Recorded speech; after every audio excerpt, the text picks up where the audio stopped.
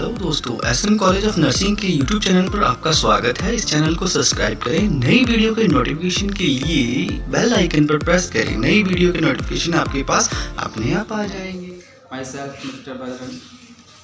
Today we are start about medical surgical first. This video for BSc Nursing second year and GNM second year. Like we are already started our topic digestive system abnormality. In this channel, we are discuss many topic and like this today we are start about hernia. Today we study about hernia. In this topic we are study hernia introduction. Like first of all we discuss introduction means hernia क्या होता है। hernia का मतलब होता है when any body parts out protrude from his cavity or when our body organs out protrude from his cavity by weakness of wall। मतलब कि hernia का क्या मतलब होगा, जब हमारी बॉडी का कोई भी ऑर्गन अपनी कैविटी से बाहर निकल जाता है उसको हम हर्निया बोलते हैं। इसकी वजह क्या होगी, जैसे मान लो कि ये कोई बॉडी का कैविटी है, उस बॉडी के अंदर ये कोई ऑर्गन पड़ा है। अब ये ऑर्गन जब यहाँ से आउट प्रोट्रूड हो जाए तो इसको हम बोलेंगे हर्निया। आउट प्रोट्रूड होने का कारण ये रहेगा कि ये जो वाल है वो कमजोर हो जाए। लाइक जैसे आप समझें कि जैसे ये कोई वाल है, कोई कैविटी है, इसके अंदर ये कोई ऑर्गन पड़ा हुआ है, ये कोई ऑर्गन पड़ा हुआ है। अगर ये ऑर्गन यहाँ से इस तरह से आउट प्रोट्रूड हो जाए due to weakness of cavity wall, cavity की जो वाल है उसकी कमजोर होने की वजह से या अंदर प्रेशर ज्यादा लगने की वजह से अगर किसी ऑर्गन्स का अपनी कैविटी से बाहर आउट प्रोडक्शन हो जाए, आउट प्रोड्यूस हो जाए, वो आउट प्रोडक्शन हो जाए तो उसको हम बोलेंगे हर्निएशन हो जाना। इसकी डेफिनेशन की अगर हम बात करें तो डेफिनेशन रहेगी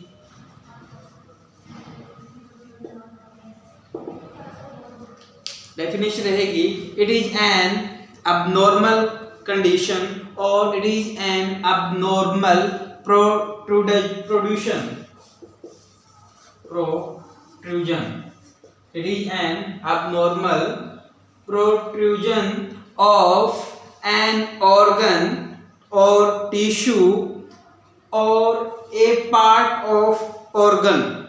It is an protrusion of a organ, a part of organ or a tissue by a weak point in structure that normally contain particular organ। मतलब कि अगर कोई ऑर्गन है हमारी बॉडी का या ऑर्गन का कोई पार्ट है या कोई टिश्यू है, वो अगर अपनी कैविटी से या अपनी जो उसकी लिमिटेशन है उससे वो आउट प्रोड्यूजन हो जाए। आउट प्रोड्यूजन का मतलब है कि वो अपनी लिमिटेशन से बाहर चला जाए। क्यों जाएगा? क्योंकि उसकी जो लिमिटेशन थी, उसकी जो बाउंड्री थी, उसके जो वाल है वो कमजोर होगी, बाउंड्री कमजोर हो गई है, वाल कमजोर हो गई है। वाल कमजोर होने की वजह से और अंदर उस ऑर्गन के अंदर प्रेशर ज्यादा होने की वजह से अगर वो उस वीक वाली जगह से बाहर निकलता है तो उसको हम बोलेंगे हर्निएशन। हर्निएशन के अंदर या हर्निया के अंदर कोई एक ऑर्गन का आउट प्रोड्यूजन हो सकता है या उस ऑर्गन के किसी पार्ट का आउट प्रोड्यूजन हो सकता है या किसी टिश्यू का उस कैविटी से आउट प्रोड्यूजन हो सकता है, जिसको हम बोलेंगे हर्निया। नेक्स्ट वन हम बात करें इसके टाइप्स की कि हर्निया के टाइप्स कौन कौन से होंगे। तो जो हर्निया है उसके मेनली दो टाइप हम पढ़ते होते हैं। फर्स्ट वन अगर हम बात करें तो जो फर्स्ट टाइप रहेगा वो based on nature, based on nature। जो हर्निया का फर्स्ट टाइप है वो उसकी नेचर के अकॉर्डिंग होगा। नेचर के अकॉर्डिंग जैसे कि इसको हम पढ़े तो ये आगे जाकर और 3 पार्ट्स में डिवाइड होगा। जैसे फर्स्ट वन हम बात करें रिड्यूसेबल, सेकंड अगर हम बात करें तो वो आएगा non reducible, and third one जो अगर हम बात करें तो वो आपका जो थर्ड वन है वो रहेगा स्ट्रेंगुलर। स्ट्रेंगुलर हर्निया, रिड्यूसेबल और नॉन रिड्यूसेबल हर्निया, ये आगे इसके टाइप होंगे। जो हर्निया के टाइप है वो 2 टाइप के होती हैं। फर्स्ट वन टाइप होता है बेस्ड ऑन नेचर, और जो सेकंड टाइप हम पढ़ेंगे वो होगा बेस्ड ऑन साइट। जो अब हम फर्स्ट वन इसकी स्टडी कर रहे हैं बेस्ड ऑन नेचर, तो नेचर के अकॉर्डिंग जो हर्निया है वो 2 तरह का होता है। जो नेचर के अकॉर्डिंग जो हर्निया है वो आगे 3 टाइप का होता है, 3 टाइप का होता है। फर्स्ट वन होता है रिड्यूसेबल हर्निया। रिड्यूसेबल हर्निया का मतलब होता है कि जिस पार्ट में हर्निया हुआ है उसका एक बार हर्निएशन होने के बाद, जैसे मान लो यहां से किसी पार्ट का हर्निएशन हुआ था तो ये प्रेशर ज्यादा होने की वजह से बाहर निकल गया है किसी ऑर्गन का पार्ट, लेकिन जैसे ही प्रेशर कम होगा तो नेक्स्ट क्या है, ये वापस अपनी शेप में आ जाएगा। मतलब ये जो पार्ट बाहर निकला था अपनी बाउंड्री को क्रॉस करके बाहर चला गया था पार्ट, वो पार्ट वापस अगर अपनी कैविटी में ही आ जाएगा, प्रेशर कम होने के बाद वापस अपनी कैविटी में आ जाएगा, तो उसको हम बोलेंगे रिड्यूसेबल हर्निया। नेक्स्ट वन हम बात करें non reducible hernia.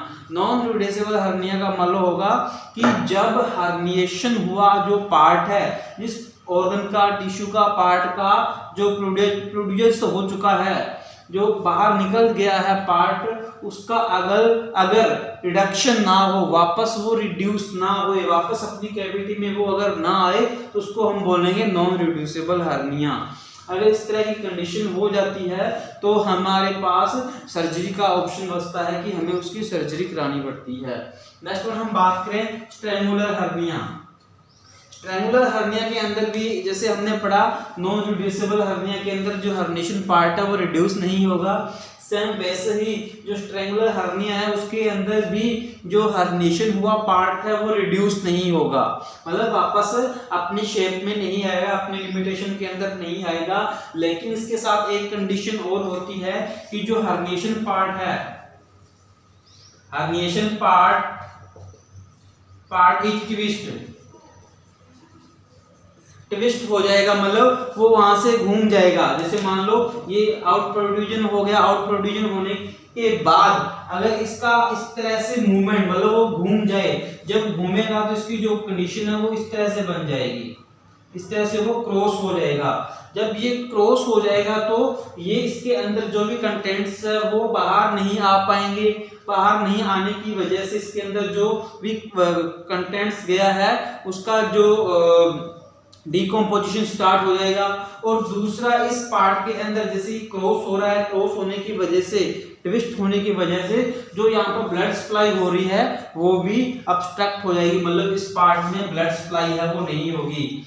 Non reducible के अंदर ब्लड सप्लाई रिड्यूस नहीं होती, ब्लड सर्कुलेशन बना रहता है, लेकिन स्ट्रेंगुलर हर्निया के अंदर क्या है, ब्लड सप्लाई भी वो ऑब्स्ट्रक्ट हो जाती है, ब्लड सप्लाई नहीं होती, जिससे यहाँ पर ऑटो की कमी आ जाती है, इस्चीमिया हो जाता है। इस्चीमिया होने की वजह से उस पार्ट का नेक्रोसिस होना स्टार्ट हो जाता है। तो ये 3 टाइप थे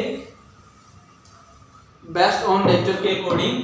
अब सेकंड हम बात करें बेस्ड ऑन साइट, कि साइट के अकॉर्डिंग हर्निया के कौन कौन से पार्ट है। तो साइट के अकॉर्डिंग हर्निया के कई सारे टाइप हो सकते हैं, 5-6 हम यहाँ पे बात करेंगे कि कौन कौन से टाइप हो सकते हैं। जैसे फर्स्ट वन हम बात करें इंग्विनल हर्निया।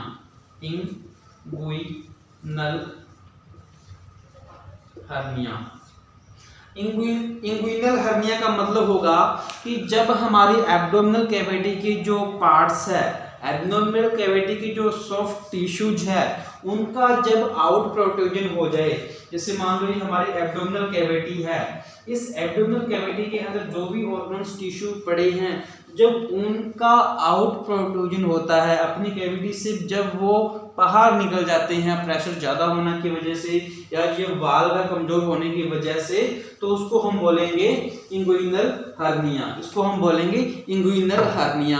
नेक्स्ट वन हम बात करें फीमोरल हर्निया। टाइप्स के अकॉर्डिंग बात कर, साइड के अकॉर्डिंग बात कर रहे हैं। नेक्स्ट जो साइड के अकॉर्डिंग जो टाइप है हर्निया का, वो है फीमोरल हर्निया। फीमोरल हर्निया का मतलब होता है कि जब जो टिश्यू है या ऑर्गन है या कोई पार्ट है उसका जब आउट प्रोट्रूजन फीमोरल कैनाल्स के अंदर होगा, उसको हम बोलेंगे फीमोरल हर्निया। मतलब जब फीमोरल पार्ट्स के अंदर, फीमोरल कैनाल्स के अंदर हर्निएशन हो रहा है किसी टिश्यू का, किसी ऑर्गन का, तो उसको हम बोलेंगे फीमोरल हर्निया। नेक्स्ट वन हम बात करें अम्बिलिकल हर्निया। नेक्स्ट जो साइड के अकॉर्डिंग जो टाइप रहेगा हर्निया का, वो रहेगा अम्बिलिकल हर्निया। अम्बिलिकल हर्निया का मतलब है कि जो हमारा एब्डोमिनल कैविटी के अंदर जो हमारा अम्बिलिकल रीजन है, जैसे इसको हम 9 क्वाड्रेंट्स के अंदर डिवाइड करते हैं, तो जो ये अम्बिलिकल रीजन रहता है, इस पार्ट्स की जो वाल कमजोर होने की वजह से और अंदर प्रेशर ज्यादा लगने की वजह से, अगर अम्बिलिकल रीजन से, अम्बिलिकल पार्ट से कोई जो एब्डोमिनल के जो ऑर्गन्स है, लाइक इंटेस्टाइन, स्मॉल इंटेस्टाइन है, उसका आउट प्रोट्रूजन हो रहा है, वो बाहर निकल के आ रहा है, मोस्टली ऐसा बच्चों में ज्यादा होता है, तो उसको हम बोलेंगे अम्बिलिकल हर्निया।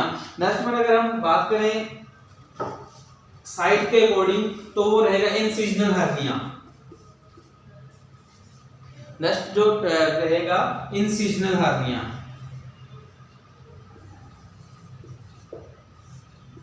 इंसिजनल हर्निया मतलब कि जो हमने पेशेंट्स को इंसिजन बनाया हुआ है, इंसिजन का मतलब क्या रहेगा कि पेशेंट के पहले कोई ऑपरेट हुआ है, जैसे मान लो पेशेंट का ये कोई बॉडी पार्ट है, इसकी बॉडी में कहीं पहले जैसे कट लगा हुआ है, मतलब पहले हमने ऑपरेट किया हुआ था, वहां पे फ्यूचरिंग के थ्रू उसको वापस हमने उस वुंड को हमने हील किया है, मतलब उसको हमने वापस से ऑपरेशन किया हुआ है और वो पार्ट वहां पर हील हो गया है, लेकिन आर्टिफिशियली हमने इसको वापस उसको जोड़ा हुआ है, तो उसके अंडर पे अगर प्रेशर ज्यादा हो जाएगा तो इस इंसिजनल पार्ट से अगर यहाँ से कोई पार्ट बाहर निकल जाता है, तो उसको हम बोलेंगे इस इंसिजनल हर्निया। मतलब पहले कोई ऑपरेट हुआ है और जिस साइड पे ऑपरेट हुआ है उस साइड के जो अंडर, उस साइड में जो अंडर उसके ऑर्गन पड़े हैं, अगर वो ऑर्गन उस साइड से, मतलब जहाँ पे इंसिजन बनाया था, जहाँ पे हमने कट लगाया था, वहां उस कट से बाहर निकलता है नीचे का ऑर्गन, तो उसको हम बोलेंगे इंसिजनल हर्निया। नेक्स्ट वन अगर हम बात करें साइड के बॉडी, तो हम बोल सकते हैं एपिगैस्ट्रिक हर्निया। एपिगैस्ट्रिक हर्निया का मतलब होता है कि जब हम अपने एब्डोमिनल कैविटी को पढ़ते हैं, तो एब्डोमिनल कैविटी के हम 9 क्वाड्रेंट्स में उसको डिवाइड करते हैं, 1 2 3 4 5 6 7, इसको हम 9 क्वाड्रेंट्स के अंदर डिवाइड करते हैं। तो इसका जो एपिगैस्ट्रिक एरिया होता है, जैसे ये वाला जो पार्ट होता है, ये होता है एपिगैस्ट्रिक क्वाड्रेंट्स। अगर इस एपिगैस्ट्रिक क्वाड्रेंट्स के अंदर किसी पार्ट का, या यूं हम बोलें कि अम्बिलिकल से ऊपर या अपर एब्डोमिनल जो अपना पार्ट होता है, वहां से अगर किसी टिश्यू का या किसी ऑर्गन का आउट प्रोट्रूजन हो रहा है, तो उसको हम बोलेंगे एपिगैस्ट्रिक हर्निया या एपिगैस्ट्रिक हर्निएशन। नेक्स्ट में हम बात करें हाइड्रल हर्निया।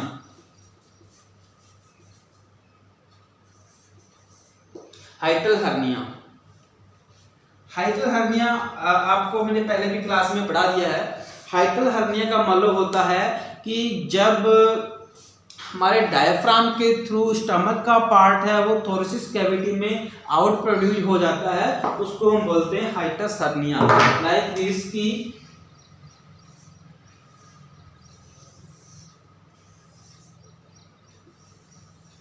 ये हमारा इसोफेगस है, स्टमक है और ये डायफ्राम है। अगर जो इसोफेगस जिस फोरामेन से, जिस ओपनिंग से एब्डोमिनल कैविटी में इंटर हो रहा है, उस फोरामेन से, जैसे यहाँ पर एक फोरामेन बनता है, डायफ्राम के अंदर, जिससे जो इसोफेगस है वो थोरेसिस कैविटी से हमारा जो एब्डोमिनल कैविटी है उसके अंदर इंटर होता है।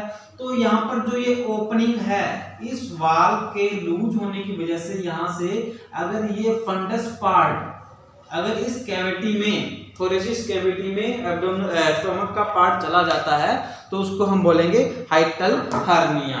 तो ये रहेगा साइट के अकॉर्डिंग हाइटल हर्निया। नेक्स्ट वन अगर हम बात करें हाइटल हर्निया के बाद तो वो रहेगा spinal disc hernia.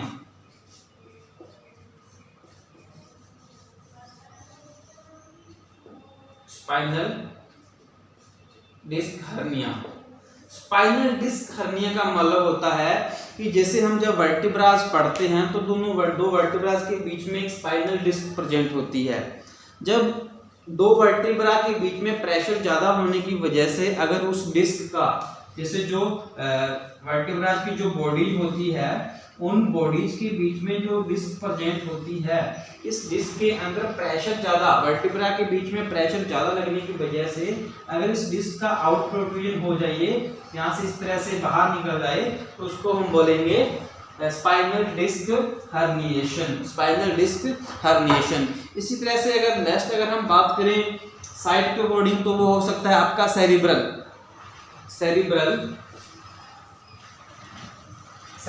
Hernia. Cerebral hernia का मतलब होगा कि जब हमारे सेरिब्रम्स का, ब्रेन्स का कोई पार्ट है वो एक क्वाड्रेंट से दूसरे क्वाड्रेंट्स के अंदर चला जाता है तो उसको हम बोलते हैं सेरिब्रल हर्निया। इसके बाद एक और होता है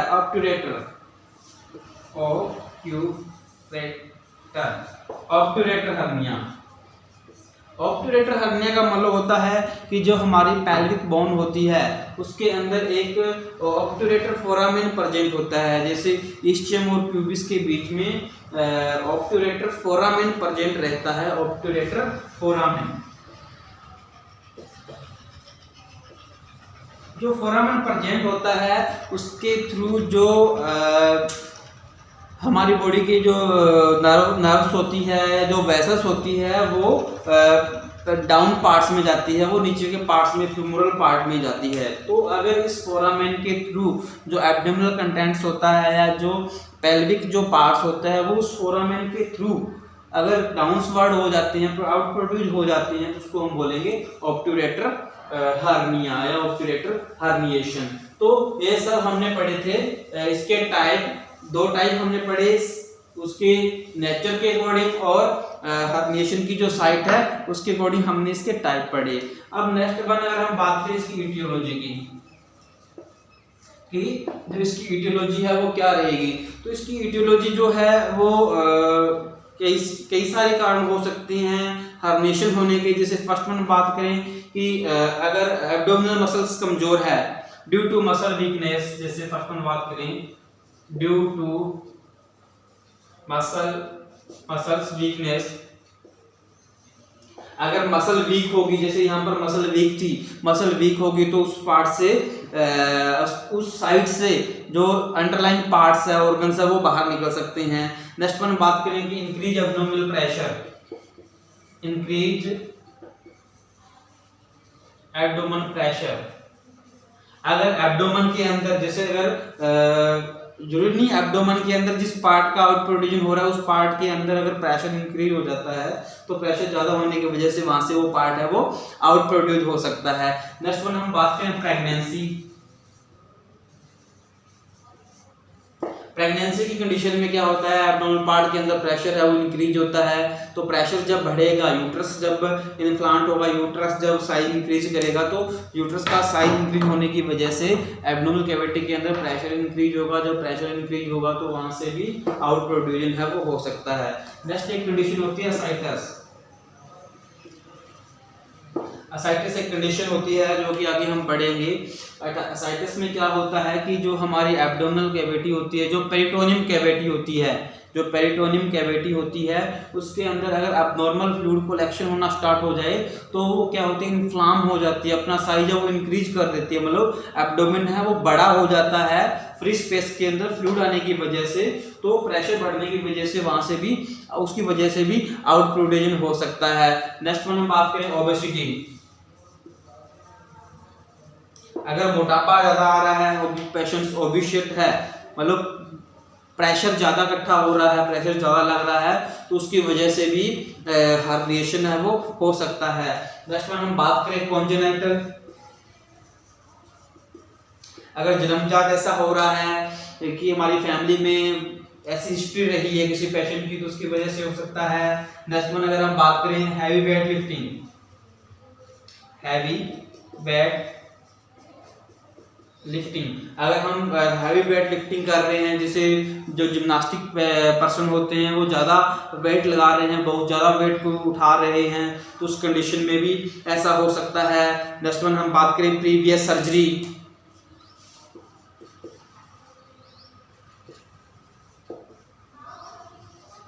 प्रीवियस सर्जरी मतलब पहले किसी पेशेंट की कोई सर्जरी हुई है, तो जहाँ पर कट लगाया है उस पार्ट से आउट प्रोड्यूस हो सकता है। नेक्स्ट हम बात करें ट्रॉमा। अगर कोई एक्सीडेंट हो जाता है, ऑटोमोबाइल एक्सीडेंट हो जाता है, चोट लग जाती है, उसकी वजह से भी उस चोट लगे हुए पार्ट से साइड से किसी पार्ट का आउट प्रोड्यूस हो सकता है। नेक्स्ट वन हम बात करें कफ।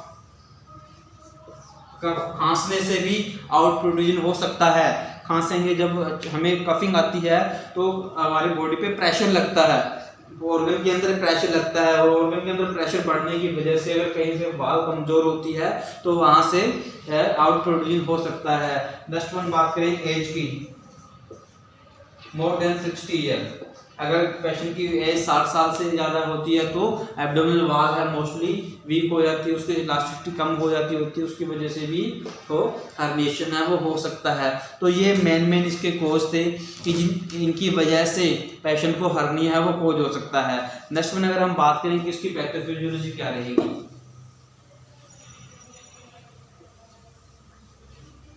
पैथोफिजियोलॉजी बड़ी सिंपल रहेगी।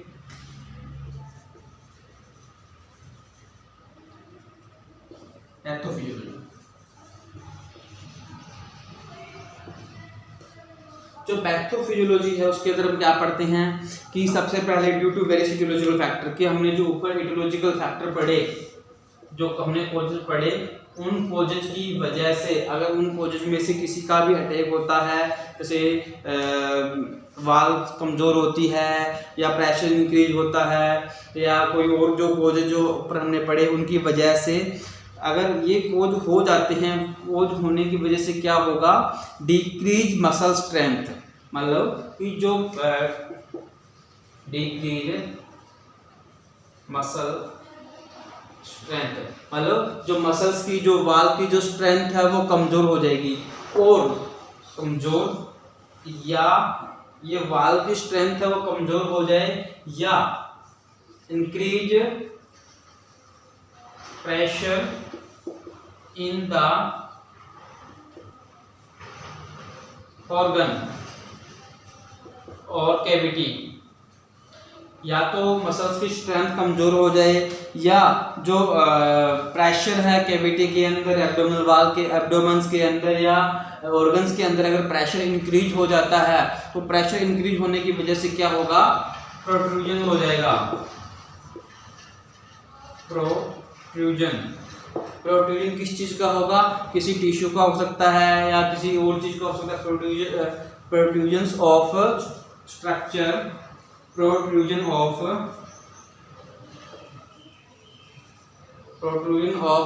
स्ट्रक्चर ऑफ ऑर्गन, ऑफ मतलब जिस पार्ट के अंदर प्रेशर इंक्रीज हो रहा है और जिस साइड पे ऑर्गन की साइड पे वाल का स्ट्रेंथ कमजोर हो रहा है तो उस ऑर्गन की जो स्ट्रक्चर है वो आउट प्रोड्यूस हो जाएगी, वो स्ट्रक्चर है वहां से बाहर निकल जाएगी, और जब स्ट्रक्चर बाहर निकल जाएगी तो उसको हम बोलते हैं हर्निया। ठीक है, अब ये हर्निया है, आगे हमने पढ़ा था दो टाइप का होता है, एक तो हमने पढ़ा था रिड्यूसेबल और सेकंड पढ़ा था हमने नॉन रिड्यूसेबल या स्ट्रेंगुलर। अगर रिड्यूसेबल है देन हमारी पैथोफिजियोलॉजी यहाँ पे स्टॉप हो जाती है, आप ये पैथोफिजियोलॉजी यहाँ तक भी लिख सकते हैं, यहाँ तक भी लिखते हैं तो भी ठीक रहेगी। लेकिन आगे बताना चाहूँगा, अगर रिड्यूसिबल हर्निया है तो अपने आप ठीक हो जाएगा। अगर नॉन रिड्यूसिबल हर्निया होता है तो क्या होगा, हर्निया रिड्यूस नहीं हो रहा। और मोस्टली जो स्ट्रेंगुलर हर्निया होता है उसमें क्या होता है, जो ब्लड सप्लाई होती है, ब्लड अफेक्टेड, ब्लड सप्लाई है वो अफेक्टेड हो जाती है। ब्लड सप्लाई अफेक्टेड होने की वजह से जो O2 ऑक्सीजन की सप्लाई है वो डिक्रीज हो जाती है, और जब ऑक्सीजन की सप्लाई डिक्रीज हो जाएगी तो इस्चीमिया की कंडीशन क्रिएट होगी, और जब इस्चीमिया होता है तो वहां पर उस पार्ट का नेक्रोसिस होना स्टार्ट हो जाता है, तो पार्ट्स का नेक्रोसिस भी हो सकता है। नॉन रिड्यूसिबल हर्निया है तो इसकी पैथोफिजियोलॉजी रहेगी। नेक्स्ट वन अगर हम बात करें इसके डायग्नोसिस क्या रहेंगे, तो सिंपल वही पेशेंट की हम हिस्ट्री लेंगे, फिजिकल एग्जामिनेशन करेंगे। सॉरी, डायग्नोसिस से पहले हम इसके साइन सिम्टम पढ़ेंगे।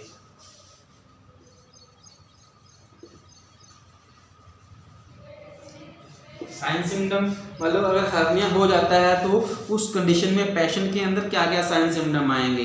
तो जैसे हम बात करें पहले उसको पाउच फॉर्मेशन होगी, मतलब पाउच फॉर्मेशन का मतलब है कि जो पार्ट है वो आउटसाइड में प्रोट्रूड हो जाएगा, वहां पर एक बल्ज बन जाएगा, वहां पर एक तरह का बल्ज बन जाएगा, जैसे इस तरह से कोई पार्ट है वो आउट प्रोड्यूस हो जाएगा, इस तरह से बल्ज बन जाएगा, इन्फ्लामेशन लाइक स्ट्रक्चर बन जाएगी।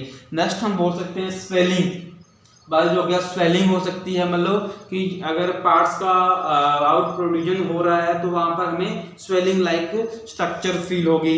नेक्स्ट बात करें कि इस तरह की अबनॉर्मलिटी क्रिएट हो रही है तो पेशेंट को पेन होगा, मतलब पार्ट का आउट प्रोड्यूजन हो गया तो पेशेंट को पेन क्रिएट होगा।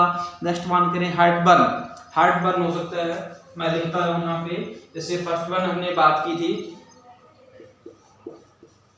बल्ज फॉर्मेशन होगा। नेक्स्ट हम बात करें स्वेलिंग, पेशेंट को स्वेलिंग होगी। नेक्स्ट जो साइन सिम्टम है वो पेशेंट को पेन हो सकता है। नेक्स्ट साइन सिम्टम हम बात करें पेशेंट्स को हार्ट बर्न, अगर हाइटल हर्निया, मोस्टली अगर हाइटल हर्निया होता है तो उस कंडीशन में पेशेंट को हार्ट बर्न होगा, क्योंकि डायफ्राम को क्रॉस करके जो स्टमक का पार्ट है वो थोरेसिस कैविटी में जा रहा है, और ऐसा होता है तो वो हार्ट को प्रेस करने की कोशिश करेगा, तो उस कंडीशन में हमारा जो हार्ट बर्निंग है वो हो सकता है। नेक्स्ट वन हम बात करें चेस्ट पेन, अगर एब्डोमिनल पार्ट का हर्निएशन हो रहा है तो उस कंडीशन में जो डायफ्राम है उसको भी वो हर्निएशन पार्ट है वो प्रेस करने की कोशिश करेगा, जिससे हमारे लंग्स वो प्रॉपर इम्प्लांट नहीं होंगे, तो चेस्ट के अंदर भी पेन हो सकता है। नेक्स्ट वन अगर हम बात करें पेशेंट को फीवर हो सकता है, स्ट्रेंगुलर हर्निया है, पार्ट के अंदर डिकम्पोजिशन हो रहा है तो इन्फेक्शन बिल्डअप होगा तो पेशेंट को फीवर हो सकती है। वॉमिटिंग, एब्डोमिनल डिस्टेंशन होने की वजह से पेशेंट को वॉमिटिंग हो सकती है। पेशेंट को एनोरेक्सिया, पेशेंट को भूख है वो कम लगेगी, इस तरह से पेशेंट के अंदर में साइनोसिस भी हो सकता है। जैसे स्ट्रेंगुलर हर्निया है तो पेशेंट्स को वहां पर ब्लड सप्लाई नहीं हो रही तो वहां पर उस साइट के अंदर साइनोसिस की कंडीशन क्रिएट हो जाएगी। शॉर्टनेस ऑफ ब्रीथिंग, जैसे हम यहाँ पढ़ेंगे shortness of breathing, shortness of breathing होने का कारण है कि वो डायफ्राम को ऊपर की ओर कंप्रेस करेगा, जिससे लंग्स वो प्रॉपर इम्प्लांट नहीं होंगे, जिसकी वजह से पेशेंट्स को सांस लेने में भी दिक्कत हो सकती है। तो ये मेन इसके साइन सिम्टम रहेंगे, जिससे पेशेंट्स की जो प्रॉब्लम है उसको हम आइडेंटिफाई कर सकते हैं, मतलब कि पेशेंट के अंदर ये साइन सिम्टम आ रहे हैं तो हो सकता है पेशेंट को हर्निया हो गया हो। नेक्स्ट वन हम बात करें डायग्नोसिस की। डायग्नोसिस मतलब हम कैसे बीमारी का पता लगाएं। फर्स्ट वन हम क्या करते हैं, हिस्ट्री ऑफ द पेशेंट की हिस्ट्री लेंगे, फिर हम उसका फिजिकल एग्जामिनेशन करेंगे। हिस्ट्री ऑफ द पेशेंट का मतलब हम पेशेंट से हिस्ट्री पूछेंगे भी, कब से ऐसा हो रहा है, क्या आप डाइट लेते हो, पहले भी फैमिली में ऐसा कुछ हुआ है, पेन कितना हो रहा है, इम्प्लांट पार्ट फील हो रहा है, लाइक दिस हम पेशेंट से हिस्ट्री कलेक्ट करेंगे। फिर उसका हम physical examination, head to toe physical examination करेंगे कि किस साइट पे, मतलब साइट बेस्ट हर्निया है तो कहाँ पर हर्निया हो रहा है, उसको पालपेट करके देखेंगे, उसको इंस्पेक्ट करेंगे, स्कल्टेट करेंगे, ठीक है, उसको हम परकर्शन के थ्रू वहाँ पर उसका पता लगाएंगे कि किस टाइप का वहाँ पर हर्निया हो रहा है। नेक्स्ट में अगर हम बात करें तो हम यूएसजी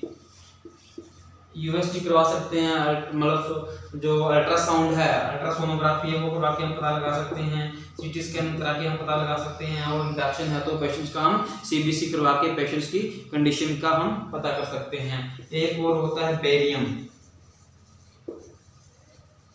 बेरियम एग्जामिनेशन। हम बेरियम एग्जामिनेशन करवाकर हम इमेजिनरी टेस्ट करेंगे, वहाँ पे एक्सरे लाइक स्ट्रक्चर एक्सरे करेंगे, बेरियम को स्वेल करवा के हम वहाँ पर पेशेंट्स का जब एक्सरे करेंगे तो वो जहाँ जहाँ वो डाई जाएगी तो हमें पता लग जाएगा कि जो ऑर्गन नॉर्मल पोजीशन में है या अब नॉर्मल पोजीशन के अंदर है। नेक्स्ट हम बात करें, के बाद हम बात करते हैं मैनेजमेंट की। तो मैनेजमेंट के अंदर हम सबसे पहले बात करें मेडिकल।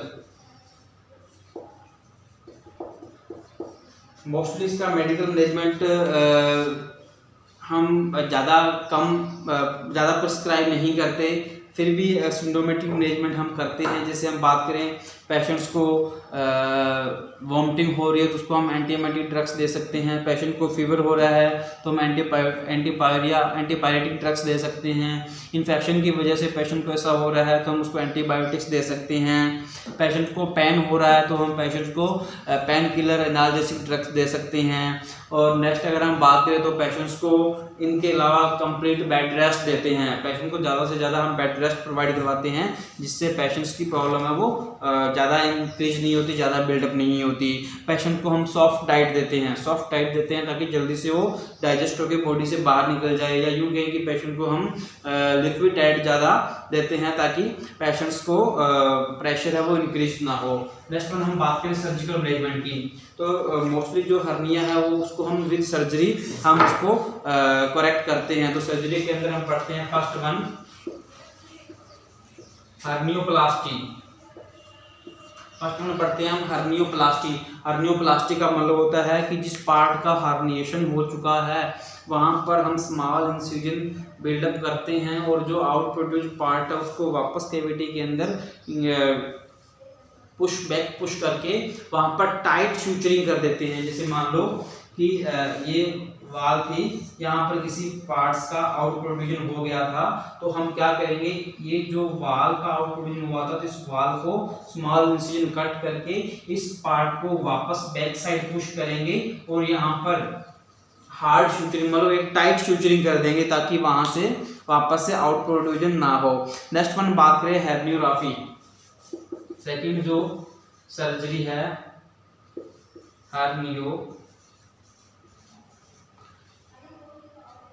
हर्नियोग्राफी एक तरह की सर्जरी होती है। इसके अंदर हम क्या करते हैं कि जो वाल कमजोर होती है, जैसे ये वाल यहाँ से कमजोर थी तो हर्निशन पार्ट को वापस पुश करके यहाँ पर जहाँ पर हमने इंसिजन बेल्ट किया है या जहाँ पर जो वाल कमजोर है उस वाल पे हम क्या करते हैं, एक मैश पैच लगा देते हैं।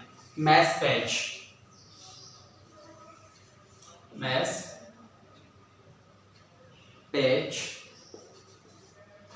पैच लाइक स्ट्रक्चर लगा देते हैं। मैश पैच स्पैन क्या होती है, जैसे मान लो ये वाल कमजोर थी, ये मान लो ये वाल यहाँ से कमजोर थी, तो हम क्या करेंगे, यहाँ पे एक इंसिजन बिल्डअप करेंगे और यहाँ पर इस तरह से एक तरह की जालीनुमा स्ट्रक्चर उसके अंदर वहाँ पे लगा देंगे, ताकि ये जो जालीनुमा स्ट्रक्चर है इस कमजोर वाल के ऊपर प्रेशर को ना लगने दे। जब इसके ऊपर प्रेशर लगेगा तो ये जाली है वो आगे आ जाएगी और यहाँ से पार्ट को आउट प्रोड्यूस नहीं होने देगी, जिससे जो हर्निएशन है वो बार बार नहीं होगा।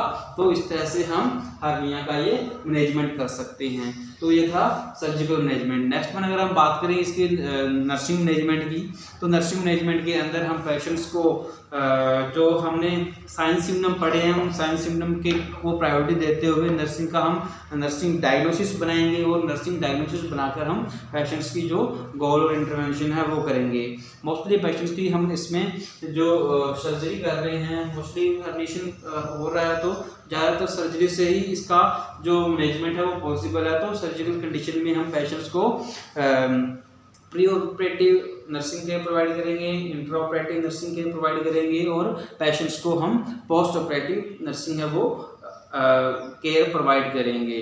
तो ये आज का टॉपिक था हर्निया, जिसके अंदर हमने कम्प्लीटली इंट्रोडक्शन, डेफिनेशन, टाइप, पेडियोलॉजी, साइंस एंड डायग्नोसिस और इसका मैनेजमेंट है वो पढ़ा है। आई होप कि आपको ये वीडियो बहुत पसंद आएगा।